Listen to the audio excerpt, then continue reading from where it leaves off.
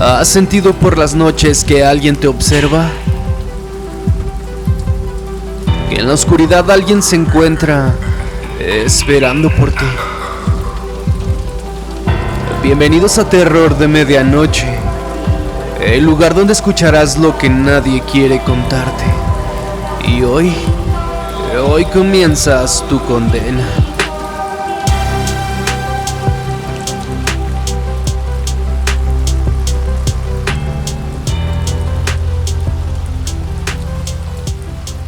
Tres, dos, uno. Hola, buenas noches a todos. Bienvenidos a este capítulo número 2 de Terror de Medianoche. El día de hoy la historia se adentra en la pérdida de la niñez, en el dolor de crecer en un hogar sin amor. Desafortunadamente esta historia está basada en hechos reales, por lo que te recomiendo la escuches bajo tu propio criterio. Te agradezco que estés aquí compartiendo con nosotros esta historia. Apóyame suscribiéndote al canal y si estás listo, comencemos. Hola a todos, mi nombre es Victoria Sánchez y tengo 50 años. Siempre tuve un tacto que me hacía entender a las personas. Con el tiempo me di cuenta que estamos hechos de las huellas que quedan detrás. Estamos hechos de nuestro pasado, pero esas huellas siempre nos persiguen, nos marcan y a veces nos arrastran. La historia de Carla es la historia de muchos, por lo que hoy he decidido compartirla con todos ustedes. Desde su llegada, sabía que Carla estaba encaminada a un oscuro destino. Nacida en medio de la sombra de un padre encarcelado, que nunca cruzó palabra con ella, y una madre sobrecargada por la vida, la pobre niña nunca pudo conocer la paz. Paola Georgina Gorostieta era su madre, una mujer que siempre había luchado contra sus propios demonios. Pronto vio que las circunstancias la superaban. Las acusaciones de maltrato de la pequeña fueron la sentencia por la que la arrancaron de los brazos de su mamá. Queríamos que intervinieran porque creíamos que en el DIF la podrían ayudar. Con el tiempo nos enteramos que el lugar que debería haber sido un refugio reveló su propia oscuridad. A los 4 años, Carla ya había aprendido que el dolor es una sombra que siempre te persigue. Pues a pesar de que su madre Paola Georgina fue acusada de maltrato y le quitaron la custodia, pasados los meses pudo recuperar a su hija. Lamentablemente, durante su estancia en el DIF, la joven sufrió todo tipo de abusos. ¡Cállate! Fue así que la conducta de Carla se volvió agresiva. Durante los meses que pasó en ese lugar, fue víctima de abusos que marcaron su alma de manera indeleble. Con apenas 5 años necesitaba de medicamentos controlados para calmarse. La niña solo había conocido el abandono, la agresión y la humillación. Poco a poco se convirtió en un alma rota. Los medicamentos buscaban frenar los estragos de su mente, pero nunca nadie logramos preocuparnos por sanar su corazón. Pasados los meses, la situación solo empeoró. Su hogar era un lugar miserable, donde el aire nunca parecía llegar, donde los recuerdos de la maldad de su madre se hacían aún más insoportables. Ya en su adolescencia, Carla se convirtió en un huracán que arrasaba con todo a su paso. Su madre, incapaz de controlar a la joven, comenzó a sentir miedo, pues ya no era una niña de la cual se podía aprovechar. A pesar del caos que su vida representaba, Carla encontró una vía de escape en las redes sociales. El sonido de su voz, perdida entre las notas musicales por los mercados, en especial el mercado de Mixcoac, parecía ser lo único que la mantenía en pie. Frente a la cámara, la chica mostraba una vida de glamour, subiendo fotos con celebridades que en su mente representaban el éxito y la aceptación que jamás tuvo.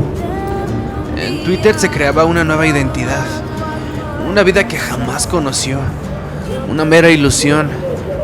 Pero Carla, la Carla real, seguía viviendo entre las paredes de su hogar, donde las peleas con su madre eran tan frecuentes como el olor a desesperanza que emanaban de esos muros.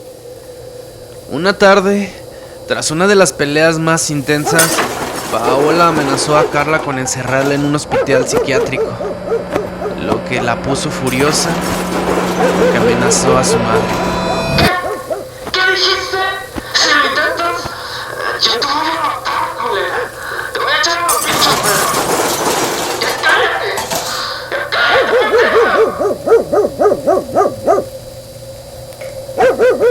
Paola quedó enmudecida. No sabía qué hacer. Pelear con su hija ya no era opción. A algunos les recomendamos acudir a la fiscalía. Estuvo ahí 4 veces, contando lo que su hija le hacía. Confesó que sentía mucho miedo, temía por su vida. Pese a las acusaciones, la fiscalía no tomó las medidas necesarias y le dieron carpetazo a su denuncia. Así es en este país.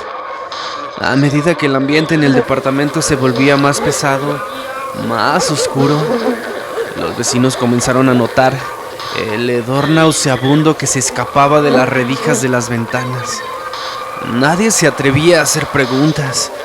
Nadie sospechaba que dentro de esos muros la violencia había alcanzado su punto máximo. La tensión era palpable, un presagio de lo que estaba por suceder. Pero no fue sino hasta que los gritos desaparecieron, hasta que la muerte se convirtió en la protagonista. Solo así las autoridades finalmente hicieron su aparición. El 12 de agosto, el olor en el departamento llegó a ser insoportable. Los vecinos éramos incapaces de ignorarlo. Llamamos a la policía. La Secretaría de Seguridad Ciudadana se presentó en la escena y lo que encontraron fue tan macabro como perturbador. Carla, sentada en medio de la descomposición, rodeada por el cuerpo de su madre y de su tío, ambos muertos y en estado avanzado de descomposición, con uno de sus perros pitbull a su lado. El cadáver de su madre y el de su tío fueron los hallazgos trágicos en medio del caos que Carla había creado. Nunca hubo llanto, no hubo arrepentimiento, solo la mirada vacía de una joven que finalmente había caído en la oscuridad que por tanto tiempo sembraron en su corazón.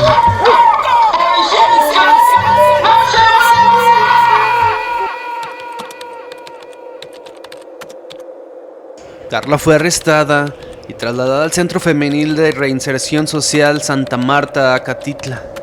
Allí, entre las paredes de una prisión, comenzaría la verdadera investigación. Se descubrió que los cadáveres habían estado en el departamento durante varios días, hasta comenzar su proceso de descomposición. Una verdad espantosa que reflejaba la magnitud de la desesperación que Carla había acumulado durante años. El horror de su vida, la constante violencia y la negligencia de las autoridades que la rodearon habían culminado en una explosión de sangre y muerte. Este caso lamentablemente no fue una sorpresa. Era el resultado de años de desinterés institucional. La violencia familiar y la falta de intervención efectiva habían alimentado el monstruo que Carla llegó a ser. A su paso, había dejado huellas profundas, no solo en su familia, sino en todos aquellos que la rodeábamos. Los perros, su última compañía fiel, fueron entregados a la brigada animal y sacrificados al día siguiente. La historia de Carla Fernanda N. es un grito mudo de advertencia, una tragedia que, como tantas otras, pasó desapercibida hasta que fue demasiado tarde. Y ahora, en las frías paredes de su celda, ella enfrenta las consecuencias de una vida marcada por el abandono, la violencia y la desesperación.